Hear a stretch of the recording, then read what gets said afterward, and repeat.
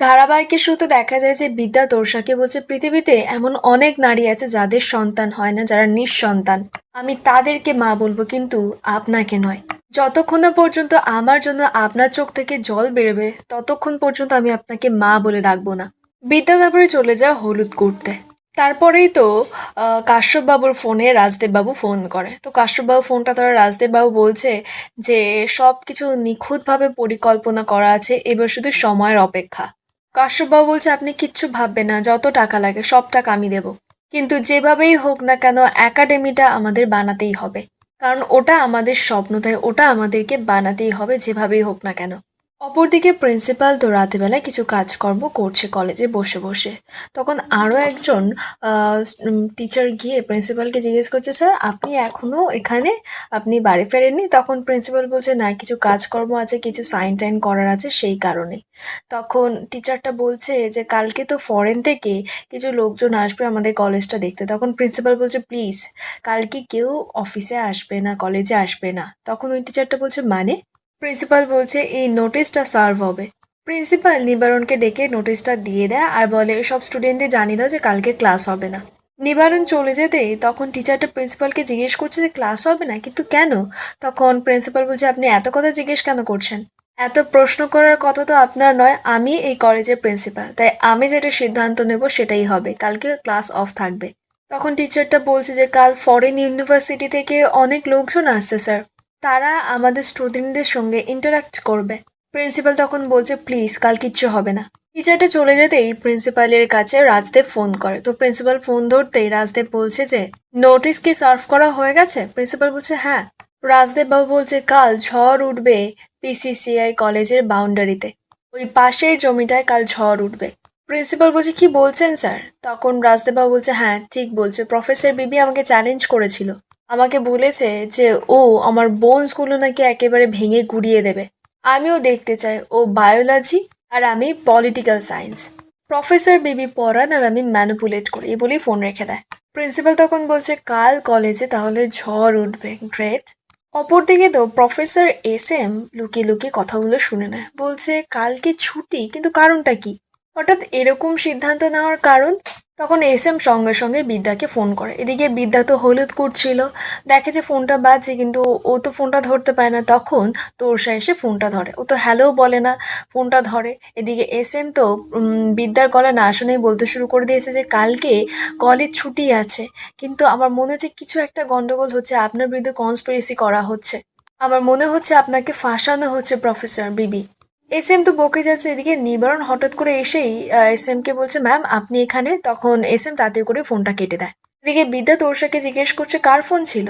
তোরসা তো মিথ্যে কথা বলে, বলছে সেরকম কিছু না, মনে হলো কোনো স্টুডেন্ট ফোন করেছে, কোনো এক্সামের কথা বলছিল। বিদ্যা বলছে আচ্ছা আমি পরে দেখে নিচ্ছি।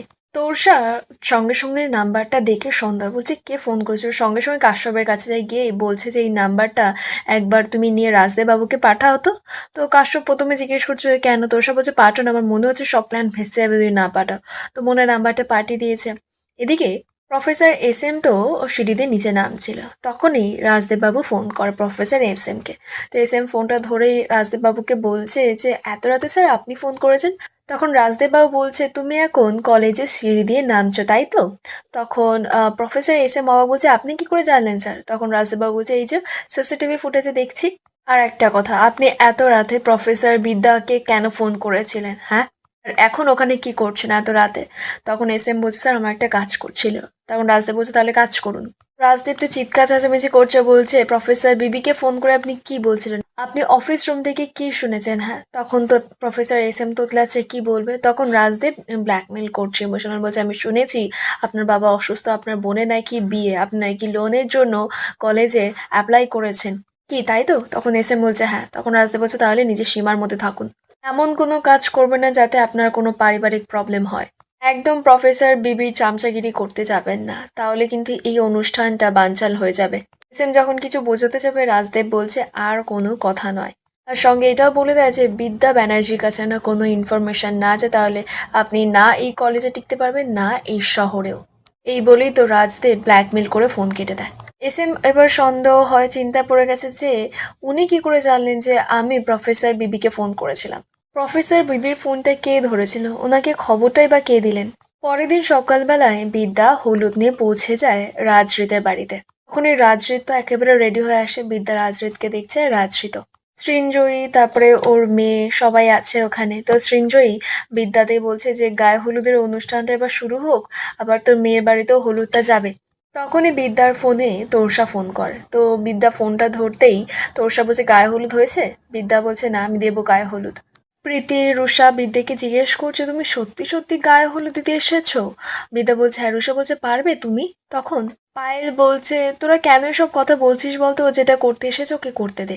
সিঞ্জয় তখন বিদ্যার সঙ্গে কথা বলে, বলছে বিদ্যা, রিত তোমার স্মৃতিতে সিঁদুর পরিয়েছে, তোমার কোনো কোণঠা হচ্ছে না, কোথাও কোনো জড়তা নেই যে এই মানুষটার গায়ে তুমি হলুদ মাখাবে আর তারপর তুমি আবার ওকে ওই বাড়িতে নিয়ে গিয়ে বিয়ে দেবে? তখন বিদ্যা বলছে প্লিজ, আপনারা আমাকে চিনবেন না, বুঝবেন না। ত্রিধাও তখন এসে বলছে ও তো একটা মেয়ে, ওকে কেন বুঝবো না বলো? ত্রিধা বিদ্যাকে নিজের মনের কথাটা জানায়, বলছে জানো তো আমার ছেলে যখন তোমাকে সিঁদুরটা পরিয়ে দিয়েছিল, আমি তোমাকে আমার বৌমা বলে মেনে নিয়েছিলাম, কারণ আমি বুঝেছিলাম যে আমার ছেলের সঙ্গে তোমাকেই মানায়। বিদ্যা বলছে প্লিজ এসব কথা বন্ধ করুন, আমার ভালো লাগছে না। তখন রাজদীপ বাবু এসে বলছে যে আমার মনে হয় গায়ে হলুদের সময়টা পেরিয়ে যাচ্ছে, প্রফেসর বিবি কাজটা সেরে ফেলুন। বিদ্যা তারপরে হলুদটা নেয় যে হৃদকে লাগাবে বলে। তখন হৃদ বিদ্যাকে বলছে তুমি যতই উপন্যাসটা অন্যরকম লিখতে চাও না কেন, কিন্তু আমি যেমন লিখেছি শেষে সেরকমই হবে, নায়ক নায়িকার মিল হবেই। আর এখানেই আজকে পর্বের আপডেট শেষ হয়, দেখা হবে আগামী পর্বের আপডেটের সঙ্গে।